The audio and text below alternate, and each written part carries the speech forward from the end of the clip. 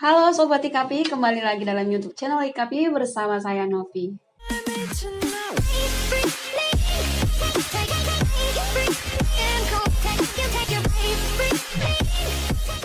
Di video kali ini kita akan membahas mengenai penanaman modal asing.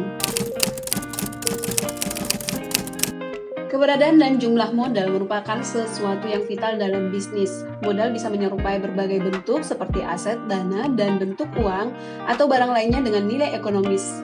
Modal pun juga bisa didapatkan atau datang dari luar negeri maupun di dalam negeri. Penanaman modal yang datang dari luar negeri atau asing sekarang semakin populer di masa globalisasi seperti sekarang yang dapat menjadi stimulus sebagai suatu bisnis untuk dapat melakukan ekspansi dan mendapatkan peluang lebih besar dan jumlah mempercepat penanaman modal di Indonesia. Definisi penanaman modal asing. Berdasarkan pasal 1 ayat 3 Undang-Undang Penanaman Modal asing atau yang biasa disebut PMA adalah kegiatan menanam modal yang dilakukan oleh penanam modal asing dan bertujuan agar dapat melakukan usaha di wilayah negara Republik Indonesia. Penanaman modal dapat menggunakan modal asing seluruhnya atau bergabung dengan modal dalam negeri. Kualifikasi dasar PMA.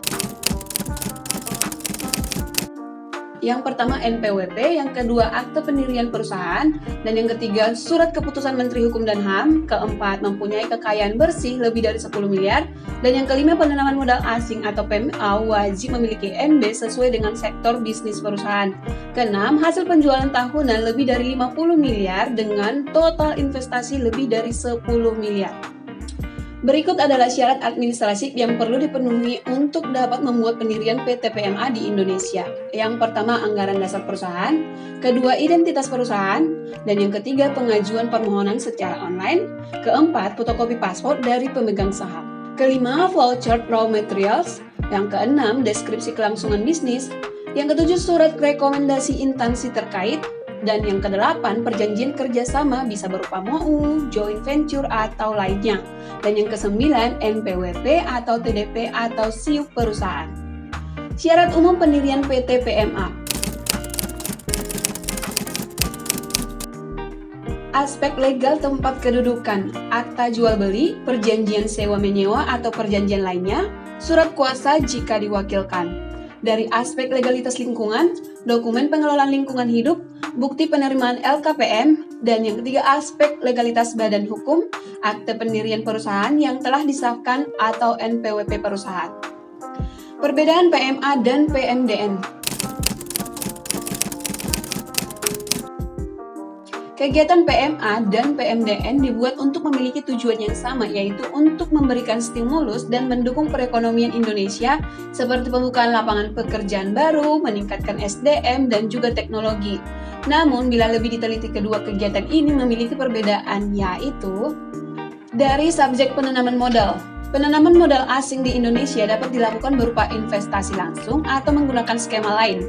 Aturan ini terbatas hanya untuk warga negara asing, badan usaha asing, dan atau pemerintah asing, sedangkan untuk PMDN, modal didapat dari WNI, Badan Usaha Indonesia, dan juga pemerintah Indonesia.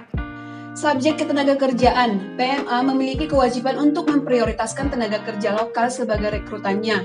Selain itu, PMA juga diwajibkan untuk meningkatkan kompetensi para tenaga kerja lokal. Ini ditujukan agar PMA juga memberikan dampak positif dalam pembukaan lapangan kerja bagi Indonesia dan juga peningkatan SDM. Sedangkan untuk PMDN tidak terdapat peraturan seperti itu. Dari segi subjek bidang usaha atau investasi, pemerintah memang memberikan keleluasaan bagi PMA untuk berinvestasi di bidang usaha apapun. Namun, terdapat penetapan bidang usaha yang tertutup bagi PMA, yaitu bidang usaha yang berkaitan dengan kesehatan, lingkungan, dan juga pertahanan nasional. Dan dari segi subjek fasilitas keimigrasian, PMA memiliki tambahan fasilitas dalam hal keimigrasian. Aturan izin tinggal ini diatur dan dibuat oleh Direktorat Jenderal Keimigrasian dan juga Badan Koordinasi Penanaman Modal atau BKPM. Itu tadi seputar informasi mengenai penanaman modal asing.